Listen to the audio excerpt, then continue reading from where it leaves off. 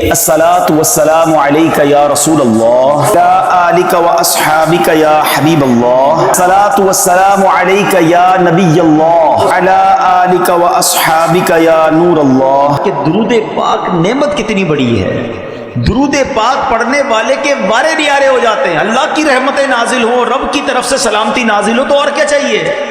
اس پرفتن اس خطرناک دور میں جب بلائیں ہیں، وبائیں ہیں، ٹینشنیں ہیں، پرابلمز ہیں، خوف ہے، اور ہر بندہ چاہتا ہے کہ وہ سیکیور رہے، صبح گھر سے جائے شام گھر خیر سے آئے، کاروبار پہ خیر رہے، گھر میں خیر رہے، فیملی میں برکت رہے، تو وہ کون سا طریقہ ہے جس سے مجھے یہ سیکیورٹی مل جائے؟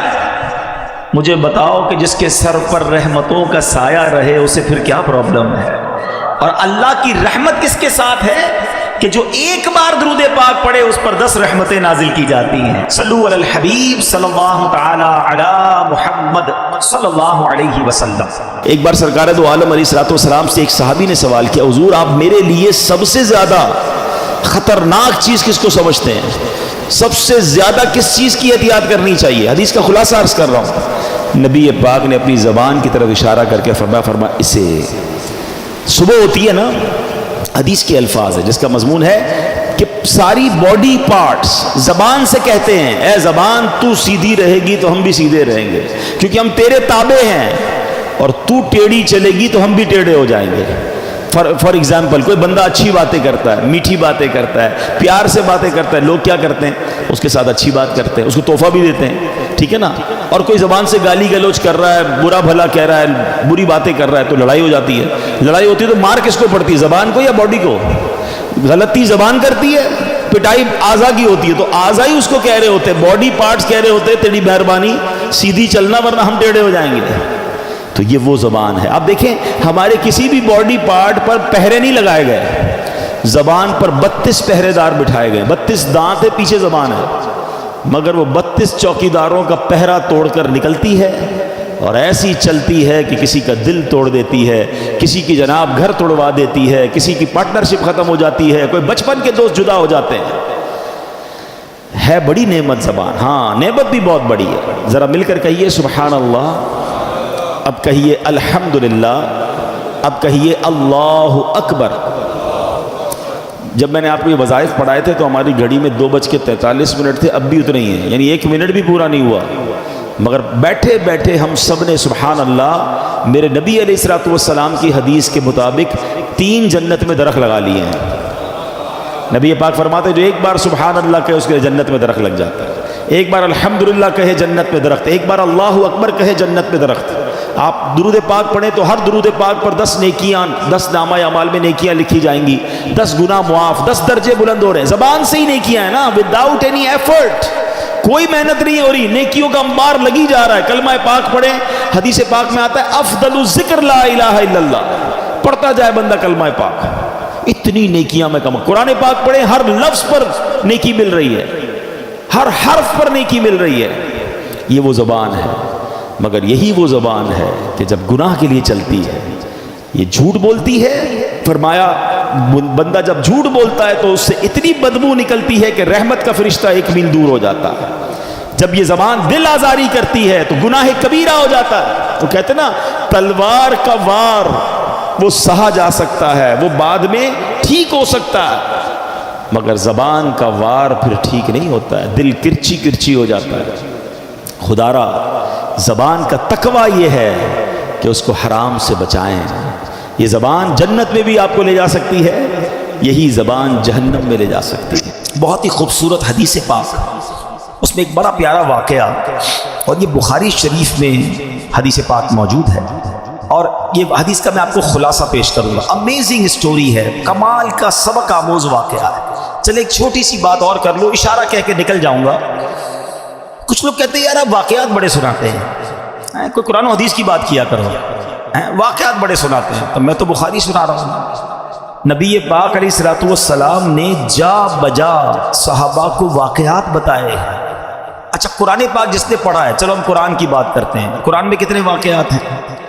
100 سے زیادہ واقعات قرآن میں۔ سورہ بقرہ کو بقرہ کیوں کہتے ہیں؟ بقرہ کہتے ہیں گائے کو، اس میں گائے والا واقعہ ہے۔ سورہ نمل چونٹی کی سورت، چونٹی کا واقعہ ہے، ٹھیک ہے جناب۔ سورہ کہف میں 3 واقعات موجود ہیں، ٹھیک ہے نا. تو واقعات ہی واقعات ہے، 100 کے قریب واقعات. سورہ یوسف پورا حضرت یوسف علیہ السلام کی سیرت کا واقعہ موجود ہے. تو نہ جانے کیوں ان کو پرابلم ہے. ایکچولی پہلے سمجھے بات، قرآن میں واقعات کیوں ہیں، حدیث میں واقعات کیوں ہیں. اب سائنس جا کر سمجھی ہے. اب آپ دیکھیں بچوں کو کوئی بھی بات سکھانی ہوتی، کوئی سٹوری سناتے ہیں اسکول میں. کیوں سناتے ہیں؟ سٹوری سے بات سمجھ آ جاتی ہے، فٹ ہو جاتی ہے ادھر. یہ انسان کی سائیکی ہے، انسان کی نفسیات ہے. قرآن کا اسلوب ہے، قرآن کا انداز ہے کہ سمجھانا ہے تو پچھلی قوموں کے واقعات قرآن نے بیان کیے، پھر سمجھایا انہوں نے ایسا کیا تم نہ کرنا ورنہ وہ برباد ہوئے تم بھی برباد ہو جاؤ گے. بالکل اسی طرح احادیث میں واقعات بھرے ہوئے ہیں. جن کو واقعات سے پرابلم ہے لگتا ہے انہوں نے خود قرآن و حدیث نہیں پڑھی ہے. اب میں بخاری شریف کا واقعہ سنانے جا رہا ہوں، اب غور سے سنیے. نبی پاک علیہ الصلوۃ والسلام نے فرمایا کہ بنی اسرائیل کے 3 آدمیوں کا یہ واقعہ بیان کیا کہ بنی اسرائیل میں 3 شخص تھے. ان میں سے ایک برس یعنی کوڑ کے مرض میں گرفتار تھا، ایک گنجا تھا اس کے بال ہی نہیں آتے تھے، ایک بندہ تھا جو اندھا تھا اس کی آنکھیں نہیں تھیں. اب اللہ کریم کی طرف سے ان کا امتحان سلیکٹ ہوا کہ ان کا امتحان کرنا ہے. تو اب کیا ہوا، ایک انسانی صورت میں فرشتہ آیا اور اس نے آ کر پہلے برس کے مریض سے پوچھا جس کے جسم پر کوڑ کا مرض تھا کہ تجھے سب سے زیادہ کیا چیز پسند ہے. تو یہ انسان کی فطرت ہے کہ وہ وہی پسند کرتا ہے جو اس کے پاس نہیں ہوتی ہے. یہ ایک انسان کی پرابلم ہے. تو اس کے جسم پر سفید داغ تھے، دھبے تھے، کوڑ کا مرض تھا کہ مجھے اچھا رنگ اور صاف جلد بڑی پسند ہے. فرشتے نے اس کے جسم پر ہاتھ پھیرا. ہاتھ پھیرنا تھا کہ اس کا جسم بالکل صاف ستھرا ہو گیا، جلد بھی صاف ستھری ہو گئی، کوڑ کا مرض ختم ہو گیا. اب اس سے پوچھا تجھے کون سا مال زیادہ پسند ہے؟ تو وہ کہتا ہے مجھے اونٹ بڑے پسند ہیں. تو فرشتے نے اس کو ایک حاملہ اونٹنی دی، بچہ دینے والی اونٹنی دی اور برکت کی دعا دی اور فرشتہ چلا گیا.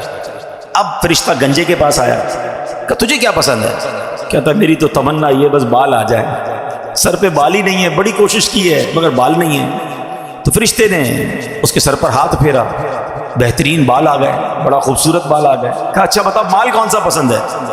تو وہ کہتا ہے کہ بس مجھے گائے بڑی پسند ہے. اس زمانے میں جانور مال ہوتا تھا. اب بھی جو گاؤں گوٹ کے لوگ ہیں نا، شاید شہر والوں کو سمجھ نہ آ رہا ہو کہ پیسے مانگنے تھے، گاڑیاں مانگنی تھی، کیا کسی نے اونٹ مانگا، کسی نے گائے مانگی. گاؤں گوٹ کے لوگوں کے لیے اب بھی یہ ان کا مال ہوتا ہے. ہم شہر والے ہمیں شاید اس کا اندازہ نہیں. بہرحال اس نے کہا کہ مجھے گائے بڑی پسند ہے. فرشتے نے حاملہ گائے جو بچہ دینے والی گائے تھی اس کو دی، برکت کی دعا دی اور آگے چلا گیا. اب تیسرے کے پاس پہنچا فرشتہ. وہ کون تھا؟ اندھا.